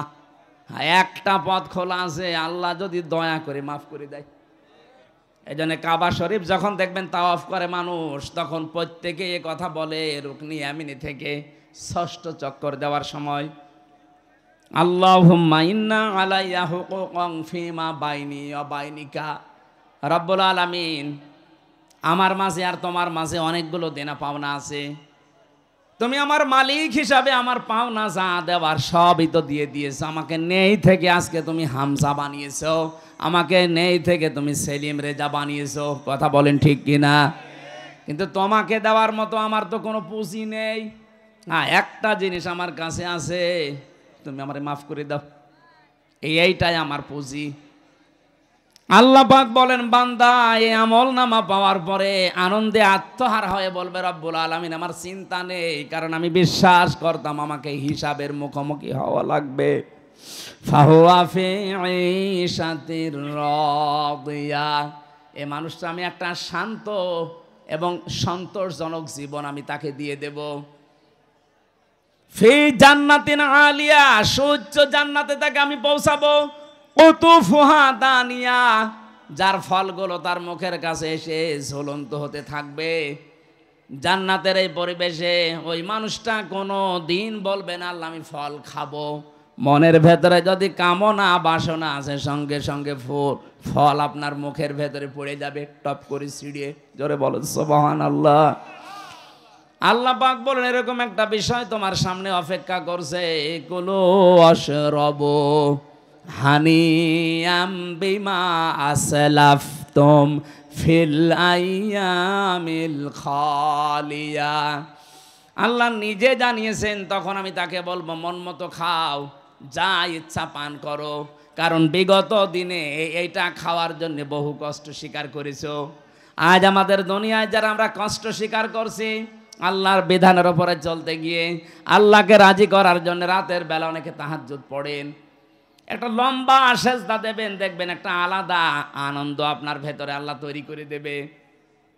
আজকে রাত থেকে আরম্ভ করবেন, যদি সময় পান, এই 1.5 মিনিট 2 মিনিট না, অন্তত 15-20 মিনিট, আধা ঘন্টা 1 ঘন্টা পড়ে থাকবেন সেজদায়। কারণ আল্লাহ পাক নিজের পা আপনার কপালের সামনে বিছিয়ে দিয়েছে, বান্দা এই জায়গায় সেজদাটা দিয়ে তোর কপালটা ঢাকা। আপনি যখন 2 মিনিট 5 মিনিট না ওয়াসজুদ ওয়াকতারিব সেজদা দিলে মানুষ আল্লাহর কাছাকাছি চলে যায়। আপনি যখন আধা ঘন্টা 45 মিনিট 1 ঘন্টা পড়ে আছেন, অবশ্যই আমার আল্লাহর কুদরতের জরিয়ার ভেতরে জোশ পয়দা হবেই। আল্লাহ যেন মাঝে মাঝে আপনি শুনতে পাবেন না, কিন্তু অনুমান করতে পারবেন।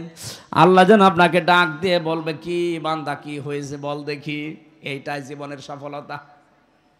যিনি প্রধানমন্ত্রী ছিল এতদিন অবৈধ, উনি যদি এই সিরাজগঞ্জের যিনি মারা গেলেন, এই যে কি জানো নাসিম উদ্দিন, এই নাসিম সাহেবকে যদি ঢাকা থেকে উনি বলতেন, নাসিম ভাই কোনো ভয় নেই, আপনি আমার সামনে আছেন, আমার চোখের সামনে, নাসিম সাহেবের বুক কত বড় হয়ে যেত। অথচ ম্যাডাম এখান থেকে প্রায় 150 কিলো দূর থেকে বলছে যে নাসিম চিন্তা নেই, তুমি আমার চোখের সামনে। একটা দেশের প্রধানমন্ত্রী এই কথা বললে যদি নাসিম সাহেবের বুক বড় হয়ে যায়, আল্লাহ বলছেন বান্দা তুই আমার চোখের সামনে, কিসের ভয়?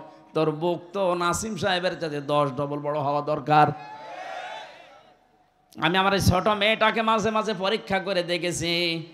ওর যখন 1.5 বছর বয়স ছিল, 1 বছর ছিল, যে ওই সময় আমার জেলখানা নিয়ে যায়। বড়টার বয়স ওই সময় 7 বছর। ওরে উপরে ধাক্কা দিলে ছুঁড়ে মারলে কান্নাকাটি করতো। আর ছোটটা ফারিহা, আরে 1 বছর তো উপরে দিলেই হাসতো।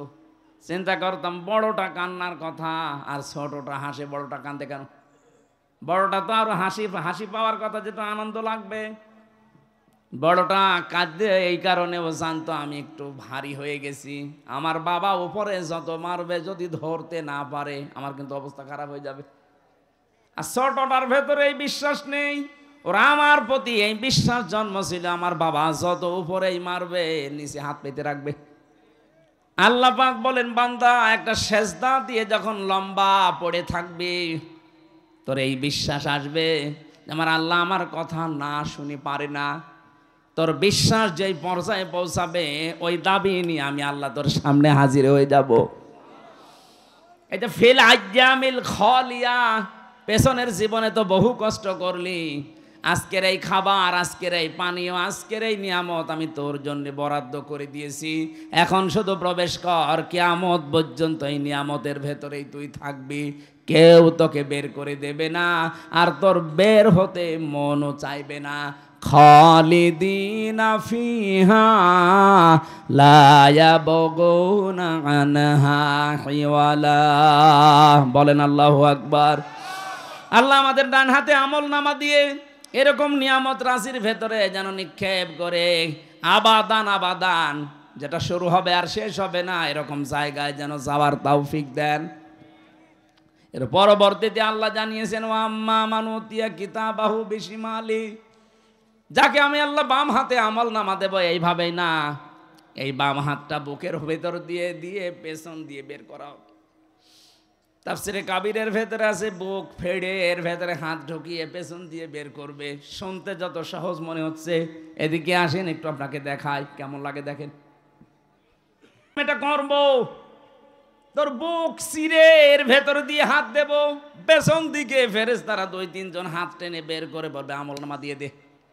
বিশাল এক জীবনের খাতা আপনার হাতের উপরে দিয়ে এবার বলবে বুকের ভেতর দিয়ে বের কর। মাঝখান পর্যন্ত এসে বেরও হবে না, পেছনেও যাবে না। বলেন তো এরকম অবস্থা আমাদের জীবনে নেই? যদি একবার এরকম হয়ে যায় আমলনামা খারাপ হওয়ার কারণে, কি হবে আপনার এই দুনিয়ার 500 বছরের হায়াত? আল্লাহ আমাকে স্মরণ করাচ্ছেন, এখনো স্মরণ কর, এটা হবে তোর সামনে। এরপরে দিয়েছেন ফায়াকুলু ইয়া লাইতানি লাম উতা কিতাবিয়া। লোকটা বুকের ভেতরে যখন আমলনামাটা বেজে যাবে, খাতাটা বলবে আল্লাহ তুমি যদি এটা না দিতে, এটা যদি আমি না দিতে আমাকে, তাহলে তো ভালো হতো। আলামাদিরি মা হিসাবিয়া, আজকে যদি আমার হিসাবই না হতো আমার জন্য সব চাইতে ভালো হতো। ইয়া লাইতাহা কানাতিল কাযিয়া মা গনা আন্নি মালিয়া হালাকা আন্নি সুলতানিয়া। আমার মরণই যদি আমার শেষ হয়ে যেত, মরণের পরে যদি ওঠা লাগবে আমলনামা দেবে, তাও তো বুকের ভেতর দিয়ে পেছন দিয়ে বের করে আবার আটকিয়ে যাবে। এগুলো যদি আমার মরণেই শেষ হয়ে যেত, আমার যে সম্পদ ছিল, আমার যে বিশাল সম্পদ অর্জন করেছেন, কই সে সম্পদ? আমার তো কোনো কাজে আসলো না আজকে। আমার তো মনে হচ্ছে আয়াত পড়ার পরে বাংলাদেশের বহু মানুষ আমরা এই অবস্থায় আছি। এটা বলবো আমরা, হালাকা আন্নি সুলতানিয়া, আমার ক্ষমতা আজকে আমার হাত ছাড়া হয়ে গেছে। আল্লাহ এত রাগান্বিত হয়ে যাবেন, আয়াতটা পড়লে আমার কেমন ভয় লাগে। খুযুহু ফাগুল্লুহু সুম্মাল জাহিমা সাল্লু। আল্লাহ ডাক দিয়ে বলবেন ফেরেশতারা ধর এ নাফরমানকে ধর, জাহান্নামের ভেতরে নিয়ে যা, ধরা। নিয়ে যাওয়ার আগে ইয়া লাইতা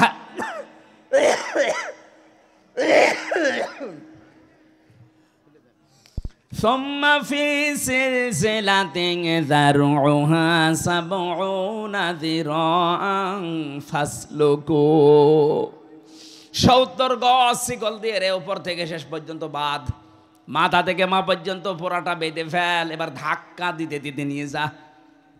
বলেন তো আগেরটা যেটা বললাম ওটা যদি কপালে না থাকে, পরেরটা যদি কারো ভাগ্যে এসে যায়, ওই 1000 বছর হায়াত পেয়ে কি করবে? এত বড় অপমান কেন করবে? 70 গজ লাগে শিকল, 1.5 হাত হলেই তো হয়ে যায়। 70 গজ শিকল দিয়ে বাঁধবে এই কারণে বহু সম্মান দুনিয়ায় পেয়েছিলে, কিন্তু সম্মানের কাজ করনি। আজকে তোরে এত অপমান করব, দেখ কেমন লাগে। আমি একটা উপন্যাস পড়েছিলাম বিশ্ববিদ্যালয়ে থাকাকালীন, ওর নাম ছিল দেখ কেমন লাগে। আমার তো মনে হচ্ছে কিয়ামতের দিন আল্লাহ আমাদের অনেকের ঠাট্টা বিদ্রুপ করে বলবে দেখ কেমন লাগে। এটা যেন আমাদের কপালে কারো না হয়, বলেন আমিন। কাদের জন্য আল্লাহ এই শাস্তির ঘোষণা দিলেন? আল্লাহ পাক বলেন ইন্নাহু কানা লা ইউমিনু বিল্লাহিল আযীম ওয়া লা ইয়াহুদ্দু আলা তুআমিল মিসকিন। কিয়ামতে আল্লাহ পাক আমাকে তুলবেন, আল্লাহর প্রতি যাদের ভরসা ছিল না, বিশ্বাস ছিল না, আর যারা এতিম মিসকিনদেরকে খাবার দিত না, এই দুইটা বিষয় আমরা আজ এক করতে চাই। আল্লাহর প্রতি ঈমান, কিয়ামতে জবাব দেওয়া লাগবে, এই বিশ্বাস দৃঢ় করা জাতির ভেতরে, এবং দারিদ্র মুক্ত সমাজের জন্য আমাদের ভূমিকা রাখা লাগবে। শুধু নিজে খেয়ে পরে বাঁচবেন, অন্য কারো খবর রাখবেন না। না, আমরা চাই প্রতিটি মানুষ এদেশে তৈরি হবে, নিজের জন্য যেমন চিন্তা করবে, তারা আশপাশের মানুষের জন্য চিন্তা করবে। যে 15.5 বছর এটা ছিল না, শুধু নিজে খাবো, নিজে পরবো, নিজের হবে, অন্য লোক না খেয়ে মরবে। আমরা এটা চাই না। যারা দারিদ্র মুক্ত সমাজের জন্য কাজ করে না, তাদেরকে এই শাস্তিগুলো আল্লাহ ঘোষণা দিয়েছেন। আল্লাহ আমাদের হেফাজত করুন, আমিন। আমি জেলখানায় থাকাকালীন কয়েকটা বই লিখেছিলাম, তার ভেতরে মেয়েদের 2টা আর পুরুষের জন্য একটা। পুরুষের এই বইটা খুব জরুরি, লাগবে, শিক্ষিত মানুষরা নিয়ে যাবেন। যাওয়ার সময় অনেক তথ্য দেওয়া আছে, ওখানে তো তথ্য পাওয়া যায় না, বাইরে এসে আমি সংযোগ করেছি। সৃষ্টি জগতের সূচনা, এই বইটা আপনি সব কিছু আপনার জন্ম থেকে শুরু করে এই পর্যন্ত জানা যাবে। আল্লাহ আমাদেরকে দিনের ওপরে চলার জন্য আমল নামা যেন ডান হাতে দেন। আমাদের প্রধান অতিথি আজকে বিএনপির এই উপজেলা শাখার সম্মানিত সভাপতি, আমাদের শ্রদ্ধাভাজন বড় ভাই জনাব সেলিম রেজা। উনি সালাম দেওয়ার পরে আমি মুসাফির মানুষ মোনাজাতের মাধ্যমে শেষ করব, আমিন।